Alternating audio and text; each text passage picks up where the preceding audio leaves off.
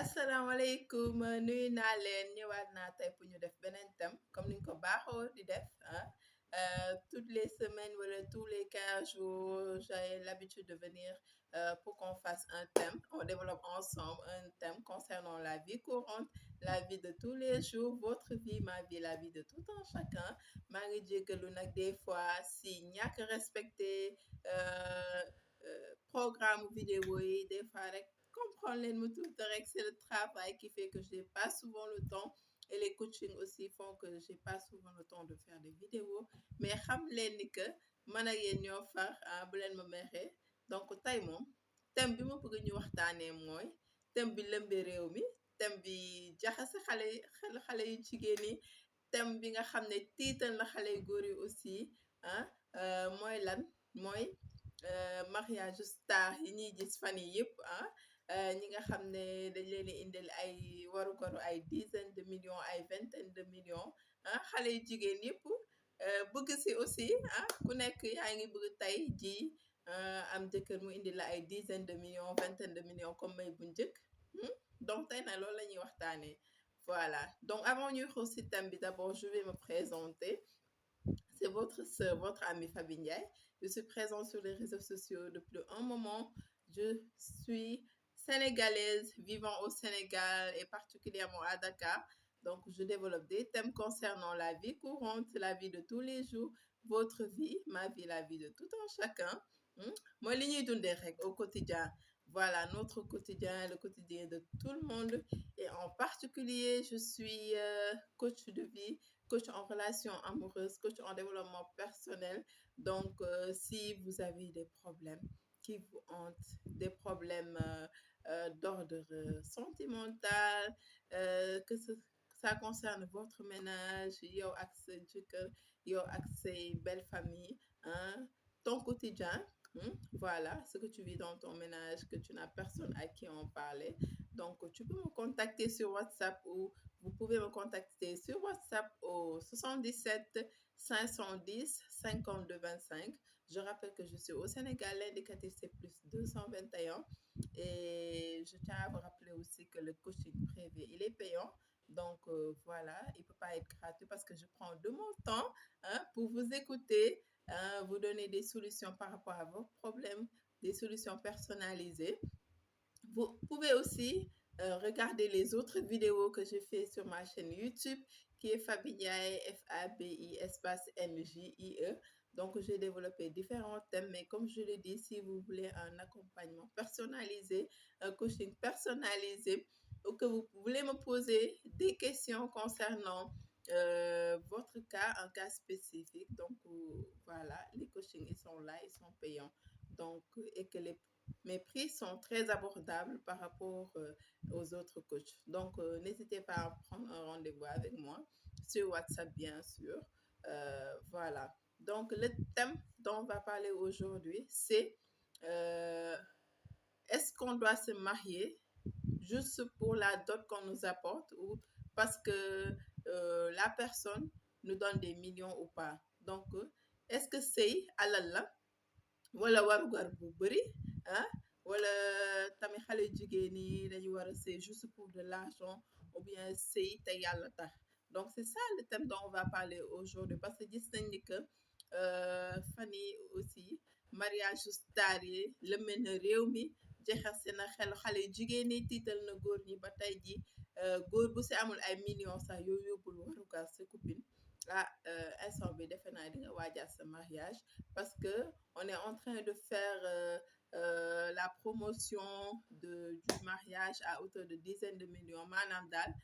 ñu ngi bëgg a dugal ci xelu xale yu jigéen ni que tey ku leen di tàkk dafa leen war a indil ay warugar ay millions yu dul jeex sinon rek bon voilà nekkoo à la mode xewoo amoo buzz amoo fili amoo voilà c'est de ça on va parler aujourd'hui. Ma bëgg a waxtaan ak sama rakk yi, waxtaan ak sama jabaat yi, wax leen ni que y a la réalité, il y a la théorie d'une part et il y a la réalité d'autre part. Di wax ni que sama sœur yi que bu ñu focaliser wu aussi si diw takk nañ ko indi nañ ko ay millions, voilà que man aussi dama war a xaar koo xam ne dafay ñëw takk ma indil ma ay millions parce que la valeur de l'homme aussi c'est pas le fait que cette personne vous donne des dizaines de millions ou pas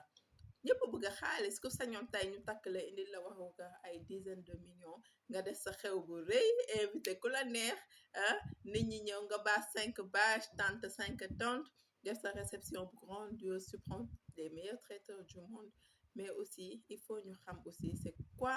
la base du mariage lan mooy base du sëy aussi voilà lan mooy base du sëy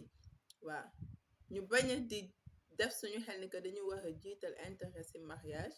que xaalis mooy mariage alors que c'est pas le cas arrêtons aussi les médias bàyyi leen aussi di def ci xelu jeunesse bi que xaalis mooy àdduna que xaalis mooy sëy que xaalis mooy voilà c'est ce qui détermine le bonheur alors que c'est pas ça neex na torop na nit bëgg la ah fekk la ci say mbokk teral la indil la ay millions et tout kenn bañu ko mais aussi est-ce que derrière ça aussi xool ngeen jikko nit ki xool ngeen la personne si elle vous aime que si vous aussi vous l'aimez parce que la base du mariage plutôt mooy mbëggeel déjà ki nga nekkal est-ce que bëgg nga ko sincèrement est-ce que bëgg nga ko mbëggeel bi nga xam ne que mu neex que mu metti di nga toog sëyal ko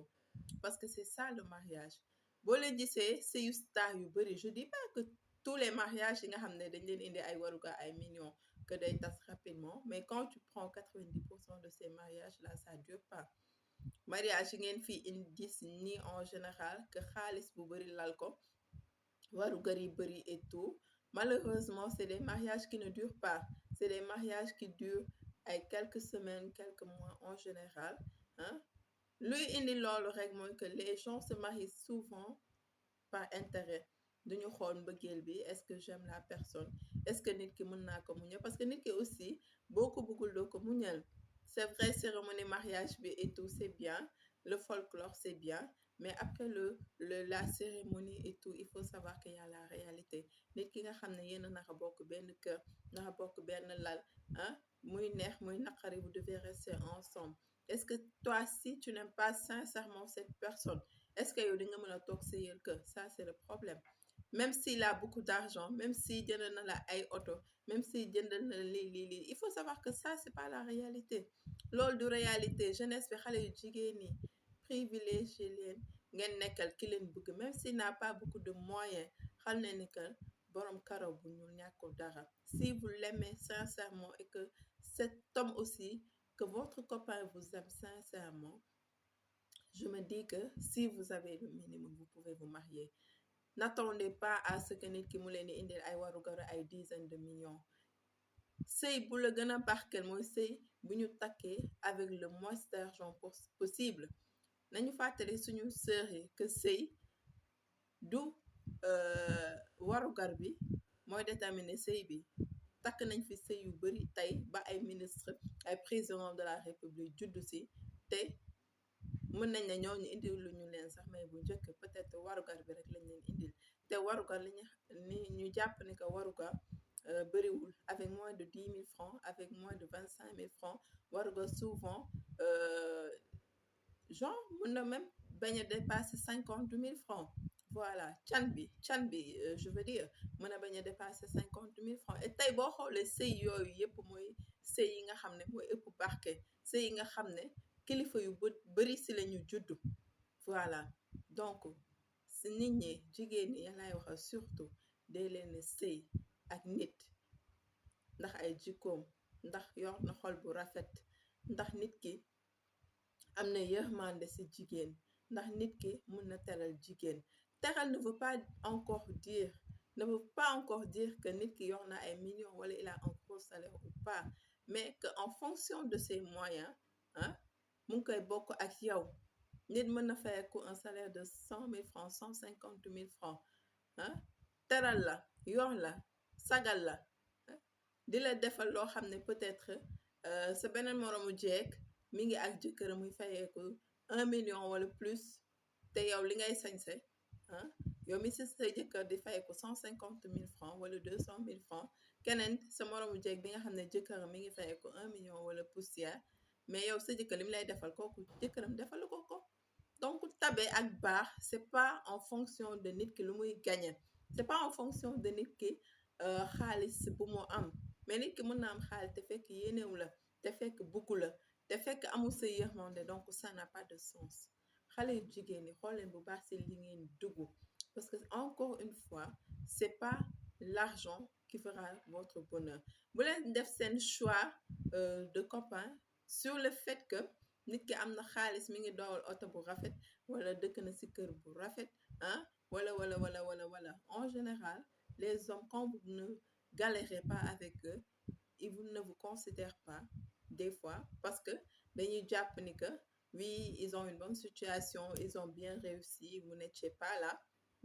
Voilà bu ñu demee ba am situation bu stable et tout ils peuvent vous rencontrer vous aimer vouloir vous épouser mais après le respect mooy nekk problème parce que il va toujours se dire que cette femme-là elle n'a pas galéré avec moi peut-être tout le temps dans sa tête il va se dire que kii est-ce que toppee ma ndax intérêt parce que juste que vous l'avez trouvé dans une situation stable vous l'avez trouvé il a déjà réussi sa vie donc peut-être respect bu waroon am entre vous du fa am confiance bi fa waroon am aussi peut-être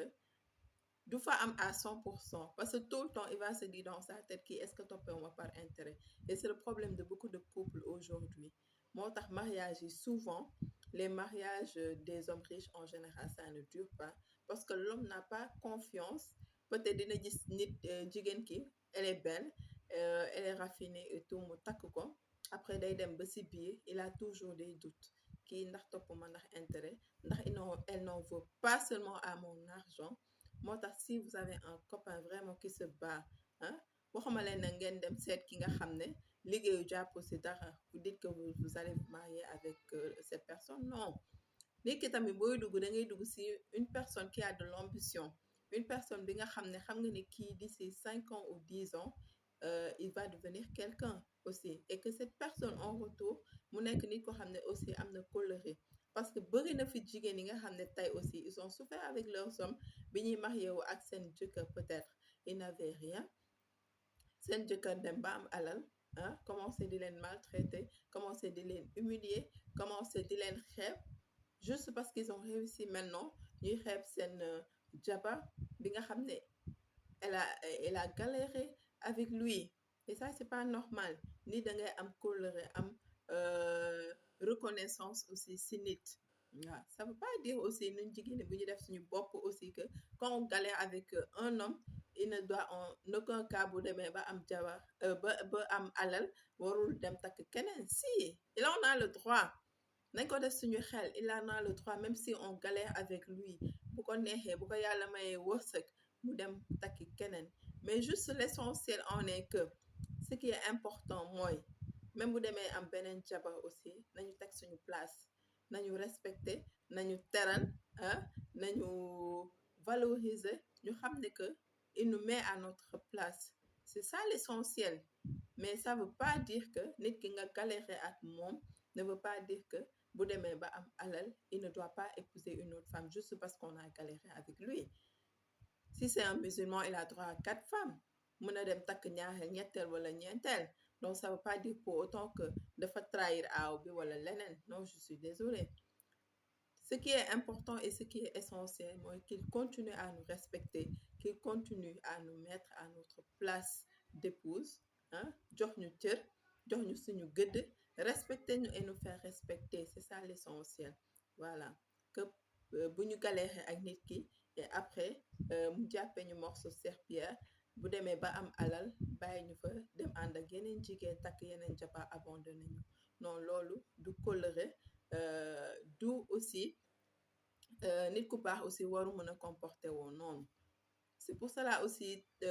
jamonoy tey aussi il y a plusieurs filles qui ne veulent pas galérer avec un homme bi nga xam ne il a pas assez de moyens juste parce que dañuy naan bu demee ba am alal dootuma faaleeti day dem takk beneen jabar nekk ak moom délaissé ma humilier ma genre dootuma considérer ti quoi daf may xeeb et c'est des choses qu'on voit dans la vie courante mais ça veut pas dire que aussi que tout le monde est comme ça waaw ku dem ba comporté woo noonu c'est parce que c'est pas une bonne personne waaw peut-être daf leen nëbboon jikkoom juste parce qu'il n'avait pas ba mu demee ba am alal jikko bi feeñ parce que quoi qu'on dise en général alal day wane jikko nit day wane jikko nit ki bala nga koy xam dëgg mu xam am alal bu amuloon alal peut-être doo xam exactement lu nekk ci xolam mais une fois que moo am alal si ngay xam ne que réellement cette personne si c'était la bonne personne ou pas si c'est une bonne personne yow en tant que sa première fois wala en tant que jabar wala en tant que ay jabaram dina leen teral dina leen toppatoo dina leen defal lu nekk voilà mais bu fekkee ni que aussi c'est pas une bonne personne fa lay jaaree changer jikko comme on sait tous que alal day changer jikko ah génne jikko nit ki en tant que tel parce que man je me dis que une femme ne peut pas être avec toi di muñ pendant que tu n'as pas nga dem ba am alal après tu l'abandonnes nga dem voilà ñàkk coloré def trahison dem nekk ak yeneen jigéen et puis tu peux marier d'autres femmes mais tu les mets au même pied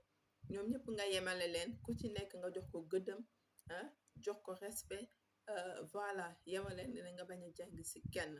voilà encore les filles je vous conseille ngeen bañ a jiital alal seen àdduna alal du àdduna si vous avez un homme qui se bat qui vous aime et qui vous respecte ngeen xam ne que kii vraiment il a de l'ambition am na fulla am na fayda am na jom jàpp na ci dara vous aussi que vous travaillez franchement moi je veux dire que vous pouvez vous marier te aussi sëy en général bu leen privilégié may bu njëkk bi ma pour man yor bu rafet moo ëpp solo loolu yëpp nit ki nga bañ ko exiger des millions parce que les hommes en général maintenant ils épousent pas ñu bëri bëggatuñu takk jabar juste parce qu'on leur demande beaucoup de millions te ñu on sait pertinemment que ak dëkk bi du mu mel la majorité des Sénégalais qui ne gagne même pas 200 000 francs par mois boo ko ne indil ma 1 million wala 2 millions comme bu njëkk wala 3 millions c'est sûr que kooku dàq nga ko te exeegul donc ne privilégiez pas ay may bu njëkk may bu njëkk du sëy voilà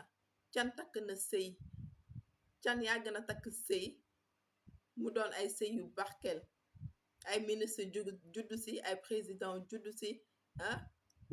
si vous prenez 99% des autorités ici au Sénégal ils ne proviennent pas de milieux riches ils sont issus de familles très pauvres de familles très modestes donc on n'a pas besoin de vous préciser que seen parents yi ils n'ont pas donné des millions seen papa joxewul ay millions seen yaay pour takk ko donc li ngeen war a privilégié wu mooy am sëy bu barkel jur si ay njaboot yu barkel am jëkkër ju baax ju am xol bu rafet bu am seen yërmande yàlla boole leen ngeen am njaboot ju barkel njaboot koo xam ne suba day tekki ëllëg loolu moo gën que vous privilégiez l'argent c'est vrai que xaalis neex na mais c'est pas la base en fait des relations c'est pas la base des relations voilà donc xale yu jigéen ñi góorgóorlu leen xam ne que l'argent neex na mais am na lu ko dàq mooy les valeurs de la personne si la personne a un bon cœur si la personne yërëm nañu bëgg nañu considérer nañu am na respect si ñun voilà c'est ça le plus important parce que dès leen di gis ce qu'on vous voit ce qu'on vous montre au devant de la scène mais vous ne connaissez pas en fait ce que ces couples de milliardaires ils vivent au quotidien mënoo leen ko xam vous pensez qu'ils sont heureux parce qu'ils ont de l'argent am na aussi il y en a beaucoup qui sont heureux bien sûr mais c'est pas toujours le cas c'est pas toujours le cas parce qu'ils ont des problèmes de confiance énormes entre eux des fois aussi un des côtés góor ñi ils ne respectent pas leurs femmes dans les couples milliardaires parce que dañuy jàpp ni que jigéen ki alal kese la leen toppee ils ne respectent pas leurs femmes ils découchent ils font des tas de trucs que leurs femmes elles sont malheureuses des fois et vous ne savez pas leur réalité quotidienne donc faites très attention dee leen jiital ak valeur ci àdduna moo ëpp solo que ay xaalis man je le dis tout le temps xaalis dañ koy liggéey si tu es jeune tu es femme De la même manière que l'homme, il fait pour avoir de l'argent, mais tu peux faire la même chose. Tu n'as pas besoin